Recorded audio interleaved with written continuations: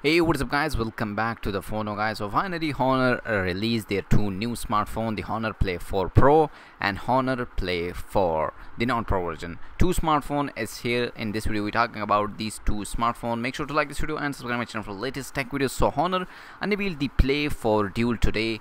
Two 5G connected phones with a powerful 7nm chipset and a love for photography. Despite sharing a name, however, the two devices are fairly different. First of all, we're talking about the Pro version. The Honor Play 4 Pro used the Canon 990, the 7nm version with the external 5G modem, giving it flagship performance as well as a 5G connectivity. The phone will run Magic UI 3.1 based on the Android 10 out of the box. It has 8 gigs of RAM and 128 gigabytes of storage. The Pro has only two cameras on the backside, but they are quite special. The main shooter is based on the Sony IMX600, a 1x1.7 sensor with a 40 megapixel resolution and a RYYB filter. Honor say it captures 40% more light than traditional sensor and can boost its ISO to 2,04,800. The second camera offers 3x optical zoom, 5x hybrid, up to 30x digital zoom. It has optical image stabilization, OIS, and take 8 megapixel photos. There is a laser autofocus system to help with the autofocus. The phone can record 4K video at 60 fps and makes up for the lack of OIS on the main camera with AIS stabilization powered by the Canon ISP.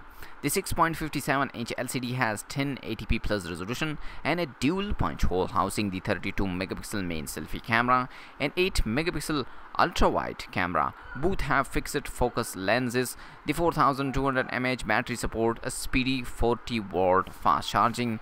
30-minute charge can fill the battery up to 70%.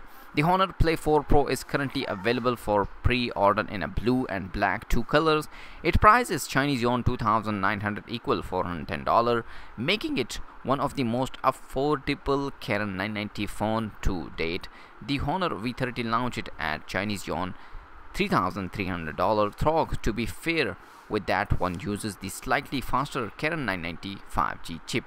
So have a closer look at the matchy blue color. It makes the Pro looks like a gaming smartphone. In this picture, as you can see, this is the Honor Play 4 Pro, the blue color version. So now talking about the non-Pro Honor Play 4 is a larger with a 6.81-inch screen and IPS LCD panel with a 1080p plus resolution.